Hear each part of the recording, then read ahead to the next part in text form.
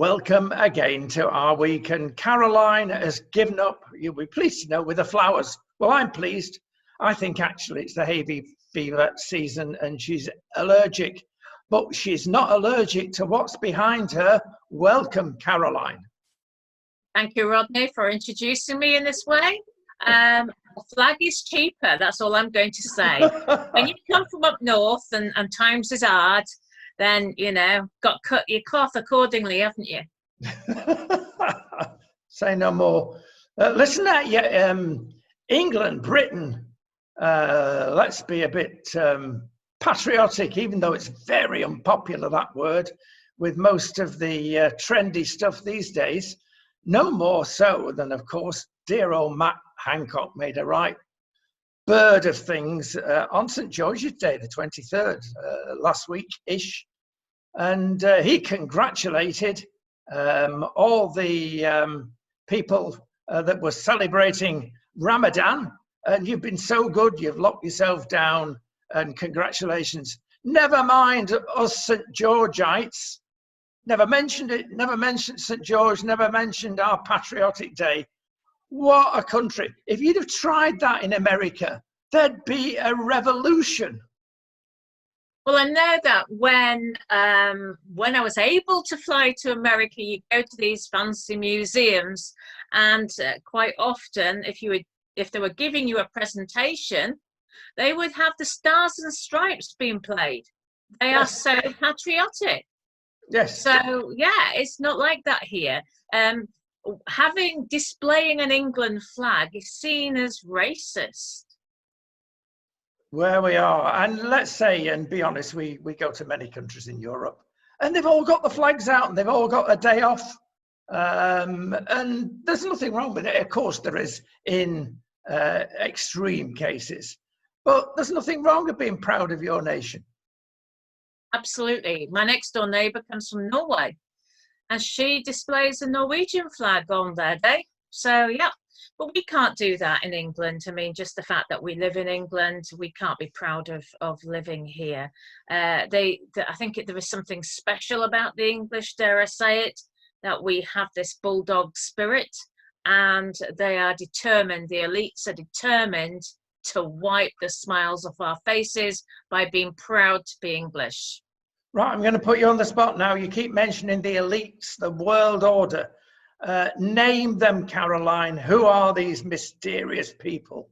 You've got all these families like the Astors, the Orsini family, the Wahlbergs and the Rockefellers and the Rothschilds, and all these sort of people who have this blood lineage that, you know, they seem to think they're above us. And they are organising what exactly? What they're organising, the UN Agenda 2030. They're behind the UN Agenda 2030, to which all our councils, to which our parliament adheres to.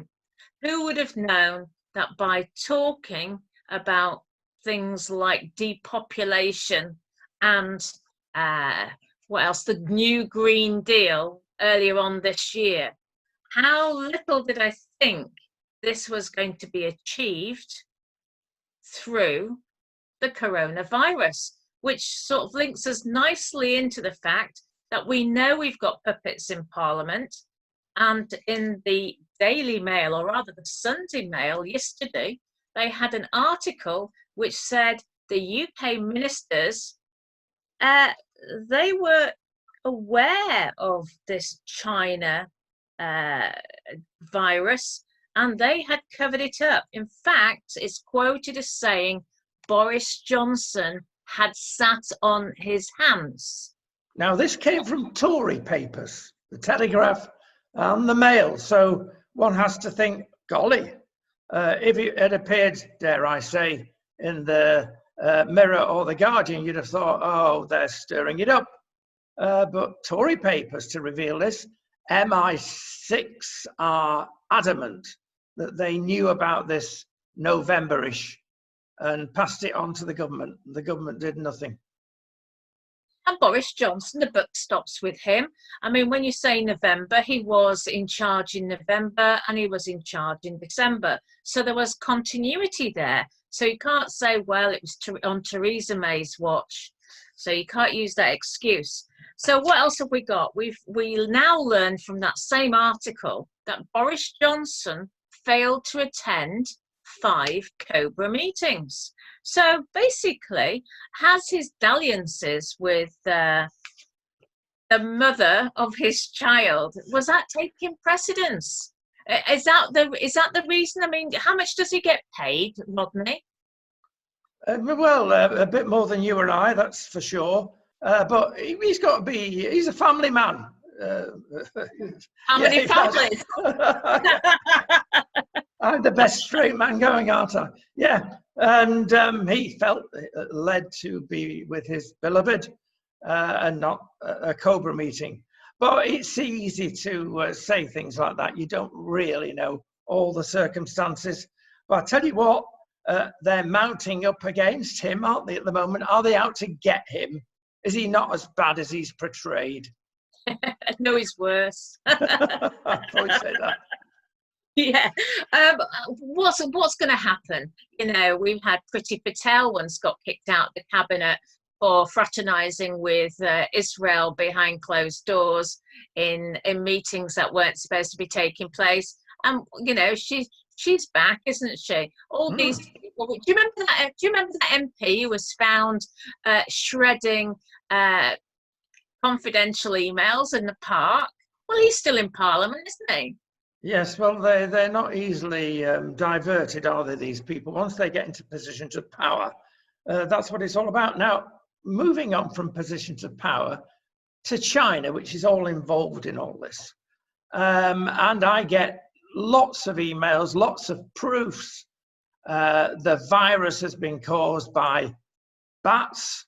It's a natural occurrence from time to time, but it's not very natural. We shouldn't be eating bats, I mean, because it's not the first time it's happened from China.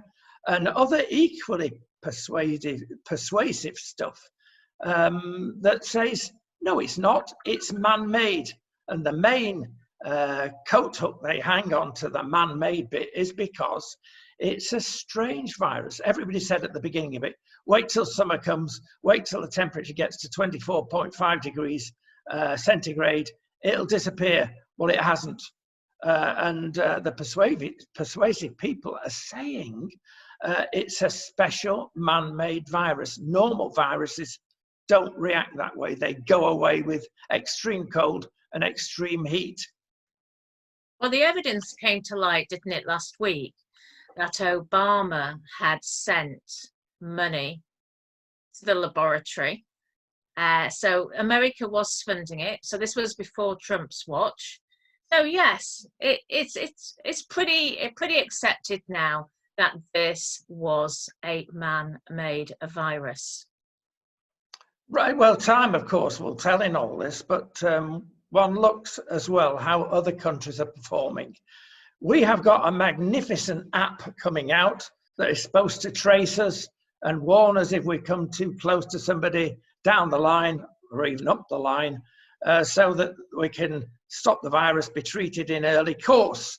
This is the only way forward, we hear. And the strange thing is, practically every country in the world, other than Britain, have relied on Google and Apple. They've already developed this app. And the strange thing with Google and Apple is that it stays, that is the data, the information, on your particular phone and cannot be relayed without your permission. But the NHS have appeared on the horizon. We've got a better app than that. Is it better? Well, it gives all your information wherever you are direct to the NHS. Now, what they're going to do, oh, it's safeguarded, they say. Really?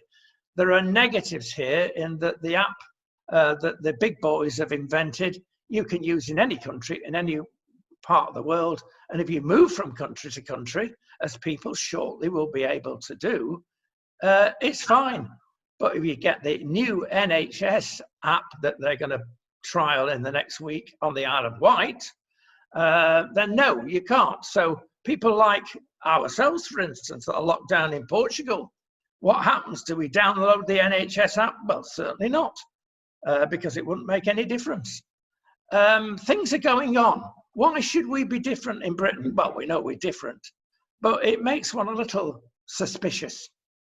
I'm very suspicious of any apps. I mean, they can track you with your mobile phone easily enough. To have lots of personal information on an app, it's, gosh, George Orwell, 1984, isn't it? Yes. And, you know, when you look back at the plague times, you know, London in the plague, didn't they used to put symbols on people's doorways, on the doors? Didn't they have unclean type of symbols on there? And didn't they ring the bell and people used to throw their bodies out and they would be carted off?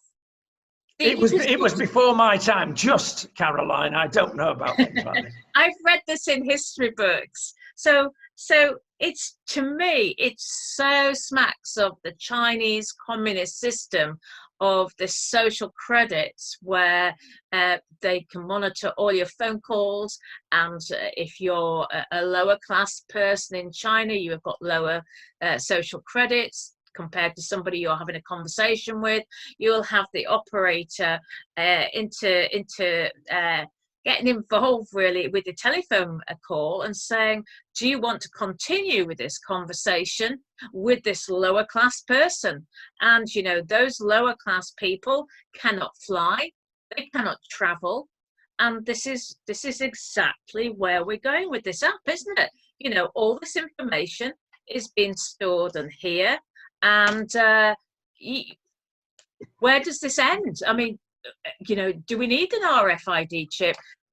If we've got one of these, are they trying to kill all the older generation off? They're talking about the people above 70. They're still going to be seemingly in lockdown. And yet you, as well as I know, lots of 70-year-olds, I'm not making any comments, lots of 70. Lots of 70-year-olds plus are really, really active people, and they're already being treated as some sort of pariah. Well, it's true. I mean, there's a mini revolt, and it started, I think, in UK. The grannies are going out. We have businesses in North Wales, of all places. The only people you can see out when you're legitimately travelling from one business to another, I might say, is the grannies. Are they saying, oh, well, we're old enough anyway, we're not going to be locked down, we've not got many years to go? Or are they Second World War, as we've fought things like this before, we'll fight this? But the grannies are revolting, not literally.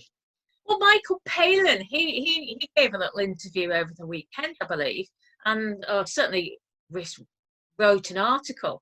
And I mean, Michael Palin's obviously over 70, and he's distraught by this lockdown, because 70 is what was it? It's like 50 years ago, isn't it? The 70-year-olds are fit and well. You know, you've got another 20, 30 years ahead of you. And do you want to be locked down for 20 or 30 years? Do you want to be precluded from flying? I mean, this flight situation, over the weekend, they were covering a place not so far away from where I live, in the Cotswolds. And there's a private airfield there. And the airlines are in dire straits, dare I say it. Many of them, and you know, the demand for storage of their airplanes has never been higher. So now they're resorting to private airstrips. People aren't mending airplanes. So even if the airlines get back on the road, say on the road in the air, in July, August, there's got to be a delay, isn't there, with parts and this, that, and the other, and getting the aircraft moved from here to there. It's not going to be very easy. But remember, the new Green Deal, which has been mooted in America through Parliament, through their Senate and what have you. And our parliament, we've been looking at the Green New Deal. I think it was the Green Party that was behind that. So there's obviously a joined up approach with the elites to get us out of our cars, to get us out of the planes, and basically to increase taxation to cover man-made climate change. So we've got people now who will lose their jobs on 2-day, 3-day weeks. It can never for years get back to how our economics, our economies were at the beginning of this year. It just cannot possibly. People say, oh, it'll blow over. No, it's not going to blow over. We've also got the big financial reset.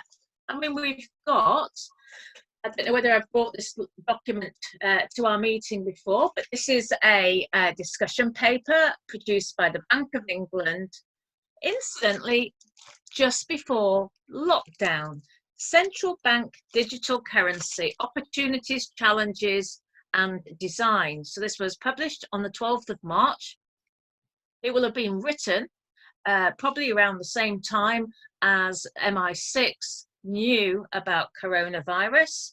And I watched part of the webinar on the Bank of England's website, which was held on the 7th of April.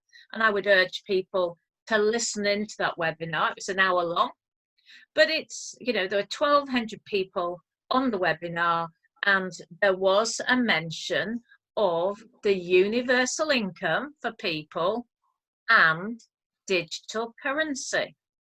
So you can see where this is going, that if we are going to have a certain percentage, say 20% initially of the working population accepting universal income, then how is this universal income going to be paid in the future? Could it be using this digital currency? And does that then go on to that will be on your phone then, won't it? Along with medical details. It's true, the digital currency, blockchain currencies, call them what you will, they're real, but they're not real.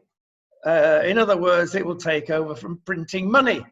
It's all artificial. There's nothing reality in it. It's not backed by the solidity of gold or the solidity of houses, bricks and mortar.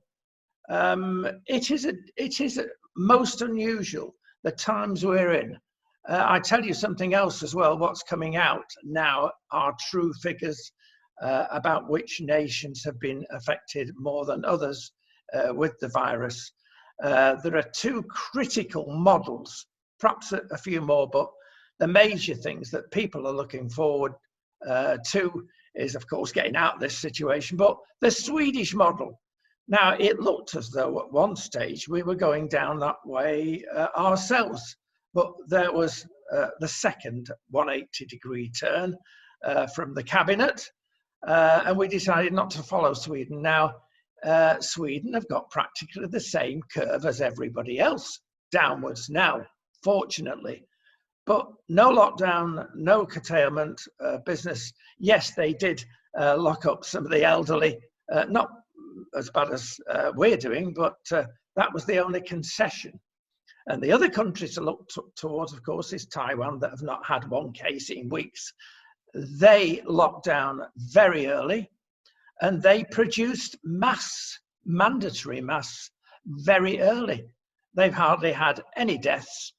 They are completely clean now. They're just off the coast of China. So if anybody's going to suffer, it's going to be them, you would have thought. You know, with Sweden, though, I mean, that's not a very densely populated country. UK, people forget that UK is one of the most densely populated countries in Europe. We're more densely populated than Spain, for sure. Yes, that is a factor, of course, but don't forget, Scotland and Wales are not densely populated, and yet they've got the same figures in ratio. So one thing that occurs to me is the simple word beginning with D, discipline. Now that's important. Discipline. Well, yeah, they wear their masks. Well, the thing is, in the UK, it's been different to 90% of other countries in the world. People coming into a country have been tested, or there've been some restrictions, but there were no restrictions for people coming into the UK. They could literally jump off a flight from anywhere in the world and jump on the tube. Yeah. So that's different to 90% of the other countries. So And it still goes on, Caroline. It still goes on. Well, yeah, I guess so. But remember, we know that lots and lots of cases on the internet, people have approached people like myself and said, my mum, my dad did not have any signs of any virus, but their death certificate still says coronavirus. And that is a very difficult situation to compartmentalize when you have not got reliable statistics. Yes, and it goes beyond the coronavirus. Why do we trust the powers that be with any statistic? If they want to prove a point, if they want to bring a different kind of education system in, they will come up with the figures that will suit themselves. The press have come in for a lot of criticism, quite rightly so. So has social media. Who do you believe? None of them. Well, you know, these guidelines that were set, certain businesses were able to keep open because they sold essential goods. But yet you've got garden centres, which are on the whole, certainly my local garden centre, is huge. It's got huge grounds. You probably wouldn't bump into anybody else whilst you're going round. If you had the one in, one out at garden centre, for example, or a card shop, or a sweet shop, it's just illogical, some of the rules, you know. Garden centres sell seeds, sell compost. People need to feed themselves. But you can go to Wilkinson's or Wilco's, and you go to the supermarkets and buy seeds and sometimes buy compost. But the garden centres is where a lot of people do their shopping, and those have been closed. So well, you're not going to like me now. One thing I've never understood is that the first, and it's not just UK, it's countries throughout Europe, are now from today opening up various institutions, and the first thing is the hairdresser. Now that's close contact, if anything is. You try and get into a dentist, and that's about the same in closeness. You can't get into a dentist. My goodness me, why open the hairdressers? Just for you, I reckon. I don't think the hairdressers are opening in the UK, but I do need to have my hair cut. There's no doubt about it. It's getting on my nerves, as they say, or on my whip from up north. It's like we need you see pictures now of people attempting to cut their husband's hair with a shaver. We had a situation in the back garden at the weekend where the shaver came out, but no one's going to do that on my hair, sure. But no, I mean, you've got the dentist. That is a big scandal. You know, people could die through not having dental treatment. Indeed, yeah, and people have got sepsis because they've not been treated rightly and in time. I'll tell you a little story now. Be careful and beware, everybody, if they go for these small handheld electric hair cutting machines. They have plastic things you stick over the top, so it cuts it either to number 2, number 3, number 4, number 5. There was an occasion that we couldn't get to the hairdressers, and my nearest and dearest said, I'll cut it with these things we brought back from Spain. And she did. She put the wrong plastic nozzle on, and I exaggerate, a big furrow right to the top of my head. And the problem was, of course, in 5 minutes time I was due for a live broadcast. So, to my shame, I had to put some black boot polish on to cover it up. It worked. Well, it wouldn't work now with black boot polish, that's for sure. Thank you very much. Oh dear, we must finish. Time has gone. And interesting times, we keep saying that, but they get more and more interesting. Don't believe everything you hear. Would you agree with that? Absolutely. In the UK, they seem to think it's a clever thing to do at the minute to be setting up or supporting political parties. We've had enough with what we've got. We don't want any more political parties. It's time for a big change, a big shake-up.